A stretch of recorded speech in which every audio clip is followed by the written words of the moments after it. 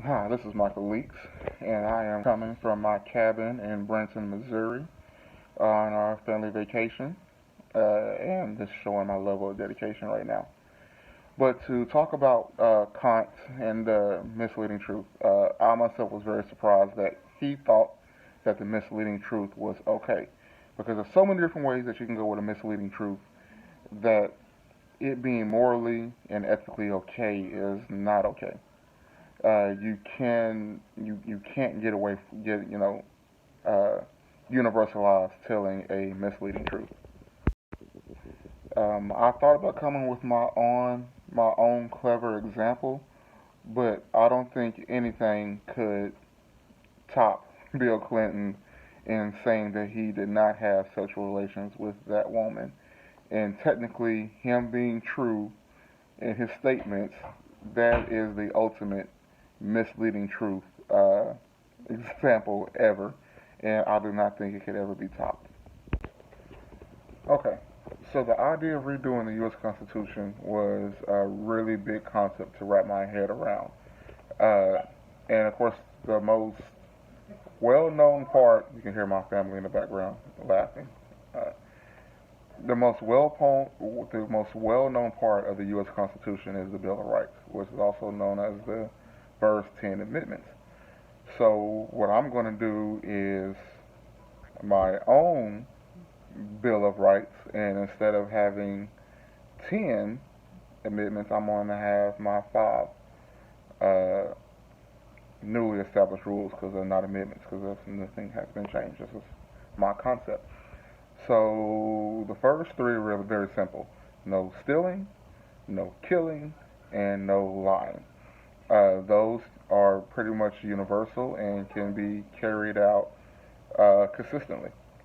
My Now, the next two, I decided to tackle some political hot topics. And my first one is true freedom of speech. And the key word being true. And the reason I say true is because we as Americans have the right of a freedom of speech, press, and peaceful protest. And that has been challenged recently by, surprise, surprise, Colin Kaepernick. Colin Kaepernick kneeled during the national anthem in a peaceful protest of police brutality, and therefore he was essentially blackballed out of the NFL. I have my own theories about that, but I'm not getting into that right now. Uh, and my Bill of Rights, all those NFL owners would have been punished, or he uh, or he would have received a job in the NFL, willing that he's still capable of performing at that level. Uh, I'm not gonna go more into that. I'm gonna stop right there. If you want to know more, let me know, and I'll be happy to make a whole video on my opinions on Colin Kaepernick, which will probably surprise you uh, based on my ethnicity. It's not what you think it is, I promise. Second, the fifth one, and most country, and another hot political topic is the right to own firearms. Well, mine is the right to own approved firearms. So you can have your pistols, you can have your non-automatic rifles, and you can have your shotguns. Anything that's outside of that, you don't need. You don't need an AR-15. You don't need a M16 or an AK-47 or what. I'm not a gun, a hunter or anything, so I'm not gonna sit here and name all the guns. But uh, anything that would allow you to kill large volumes of people very quickly, you do not need. Based on all the issues that we've had with guns in America and us having the highest mass shooting rating in the world. Yes, I said it, in the world. Uh, and that would be uh, Michael's Bill of Rights. Now, on to the Rawls argument. If you were to indeed be able to put a veil of ignorance over a select demographic of people, rich, poor, uh, famous, not famous, irrelevant, and put this veil over them, it would make sense for them to choose a POD, a property owning democracy.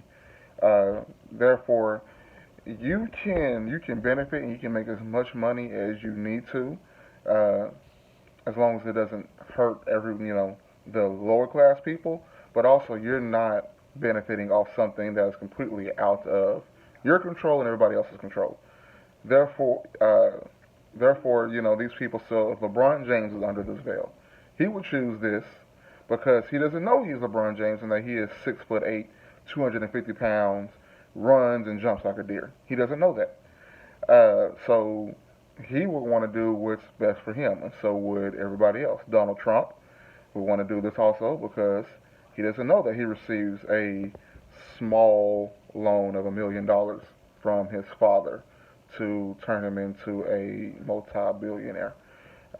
So it makes the most sense that you can benefit off your hard work, but not necessarily benefit off things that are out of your control and aren't available to everybody else.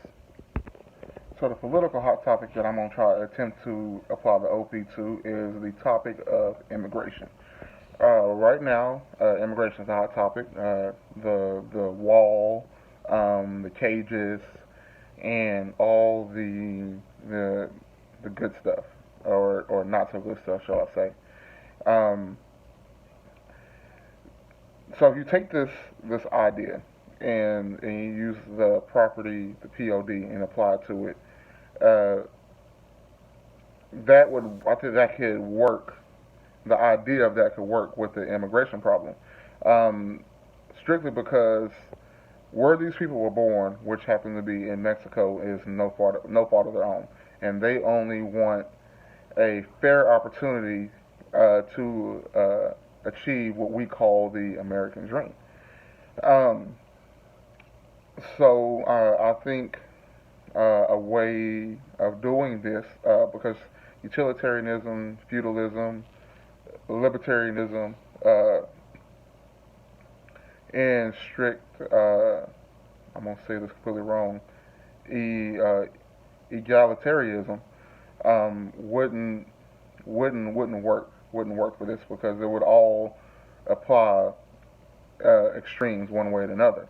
Uh, Me personally, I think of something that will work is the process of becoming a legal American citizen is very, very, very hard.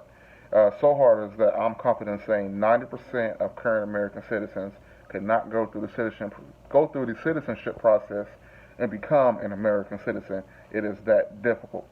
So my idea is to still have a process of coming into this country legally, but to make it a reasonable process so we can get more hardworking, tax-paying Americans to this country, uh, and that can contribute in a positive way.